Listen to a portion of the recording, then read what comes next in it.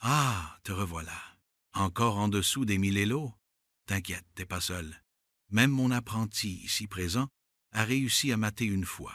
Bon, c'était son propre roi, mais on progresse. C'est Maestro au micro, ton guide dans les abysses des échecs.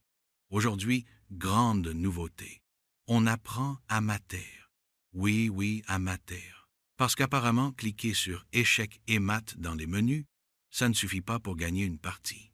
Dans cette série, on va revoir les mâts élémentaires, ceux qu'on est censé connaître après une semaine de jeu, mais bon, comme certains pensent encore que 2 cavaliers peuvent mater tout seuls, on va reprendre les bases, doucement, très doucement.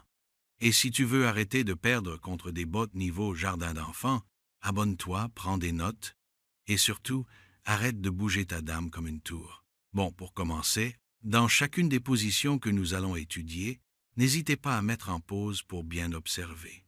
Voici notre premier mat, le fameux mat d'Anderson, un chef-d'œuvre. Les Blancs soutiennent leur pion en G7, comme tu peux le voir, et là, la tour débarque sur H8 pour asséner le coup final. Tour H8 mat. Magnifique, n'est-ce pas? Le mat de Pillsbury. Sympathique celui-là. Le roi est coincé et le fou vient tranquillement donner échec et mat sur la grande diagonale. Tu verras, il existe plusieurs motifs qui combinent fou et tour pour piéger le roi de cette manière. Ensuite, un incontournable, le mat de Loli. Le pion en F6 contrôle la case G7, ce qui permet à la dame de venir porter le coup fatal. Simple, élégant et très efficace. Avoue que c'est joli, non?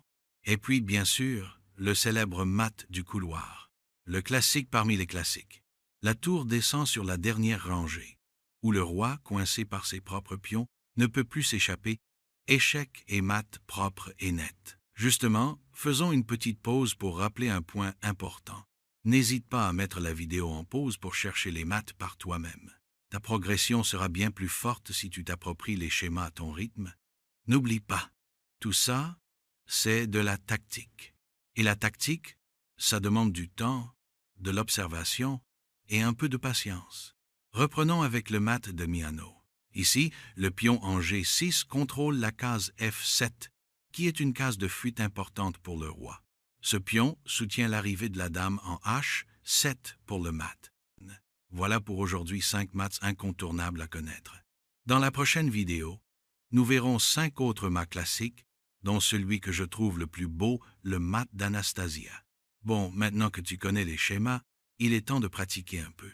Et pour ça, je vais laisser la place à mon apprenti. Faut dire qu'à force de m'écouter rabâcher les bases, il les connaît presque mieux que moi maintenant. C'est pour ça que je lui fais confiance pour vous guider. Mais attention, je garde un œil sur lui et sur vous aussi. À toi de jouer. Montre-nous ce que t'as appris. Et cette fois, épargne ton propre roi, d'accord?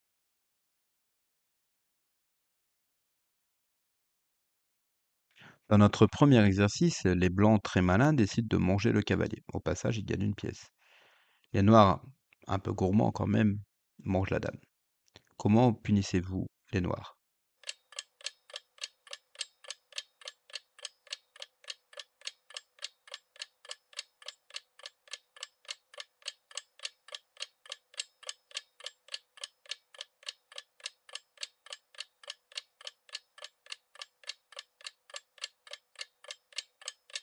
J'espère que vous avez trouvé la solution. Il suffisait de leur faire le mat de Pillsbury avec fou prend M6.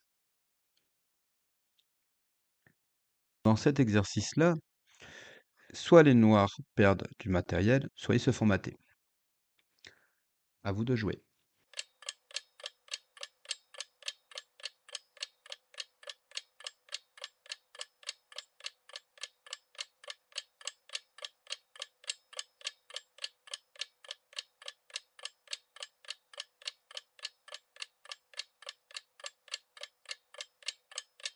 Donc j'espère que vous avez trouvé la solution. Il suffisait de pousser le petit pion F6 qui attaque la dame. Comme vous pouvez voir avec les flèches, le seul moyen pour les noirs véritablement de parer le mat, c'est en prenant ce pion.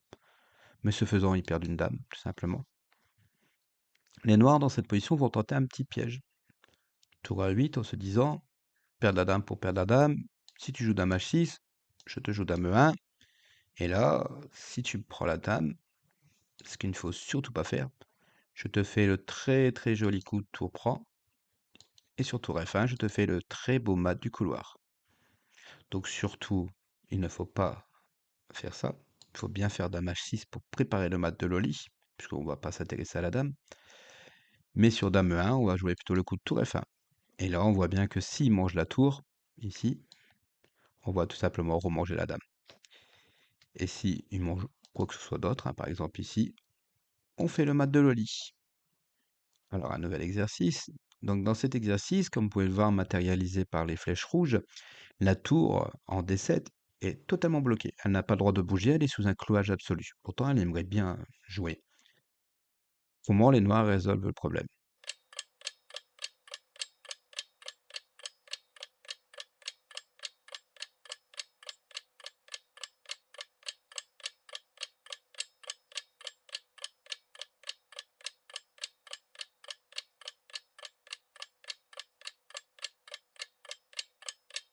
Donc, j'espère que vous avez trouvé la solution. Effectivement, il suffisait de faire le petit coup d'interception F5. Ici, bon, les blancs pourraient sacrifier du matériel pour essayer, par exemple avec tour prend tour, pour essayer, mais ce faisant, on gagne tout simplement la dame. Les blancs vont décider donc de garder la dame avec dame E2. Les noirs, maintenant que la tour n'est plus clouée, vont pouvoir prendre ici. Deux choix s'offrent aux blancs, enfin trois choix, soit tour prend, soit dame là. Sur tour prend comme sur dame prend, il nous suffit de prendre mat du couloir. Sur dame prend, pareil, mais on va le faire avec la dame ce coup-ci. Ça revient au même. Toujours le mat du couloir. Mat du couloir, on peut le faire avec la dame comme avec la tour, hein. C'est juste un mat sur le premier coup, sur le couloir. Et sur dame 1, par contre, on se trompe pas. On ne fait pas dame prend tour, même si on tour prend dame, excusez-moi, même si on est totalement gagnant après tour prend. Mais si on veut mater, on fait l'autre.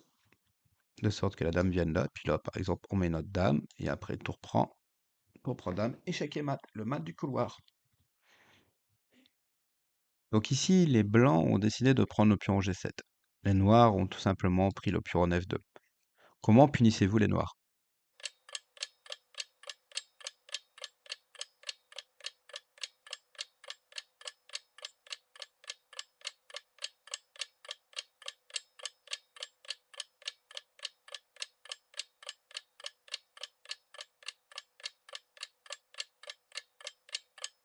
Il suffisait de faire le coup d'Andersen, le mat d'Andersen, avec tour H8, échec et mat. Dans ce nouvel exercice, les noirs ont décidé de jouer le coup fou A3, menaçant échec et mat en un coup, avec dame prend B2, ici. Protégé par le fou, ce qu'on appelle un baiser de la mort.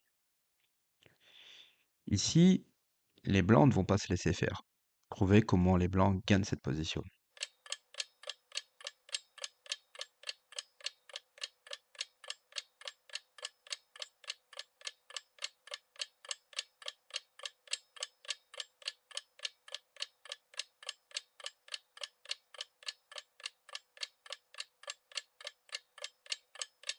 J'espère que vous avez trouvé la solution. Il suffisait de faire un coup d'attraction. On attire le roi sur la colonne H, tour H8 échec.